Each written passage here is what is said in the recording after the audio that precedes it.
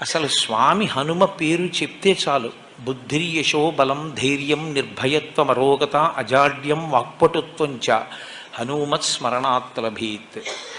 హనుమని స్మరించినంత మాత్రం చేత, హనుమకి నమస్కరించి హనుమని సేవించినంత మాత్రం చేత హనుమ యొక్క గొప్పతనం ఎక్కడుందంటే అజాడ్యం. ఆయనని సేవించినటువంటి వారికి జాడ్యము పోతుంది. జాడ్యము అంటే జడత్వము.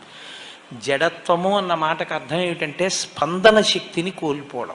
శ్రీరామాయణంలో రామచంద్రమూర్తిగా శ్రీ మహావిష్ణువు వచ్చే ముందే బ్రహ్మదేవుడు అనేక మంది దేవతల్ని శాసించాడు. రావణ సంహారం అంటే అంత తేలికైన విషయం కాదు. నరవానరముల చేత సంహరింపబడడు కనుక, ఆయన నరవానరముల చేత సంహరింపబడనని వరం అడగలేదు కనుక మీ అందరూ కూడా వానరాంశలలో వెళ్ళండి అన్నాడు. దేవతలందరూ వానరుల యొక్క అంశలలో వచ్చారు.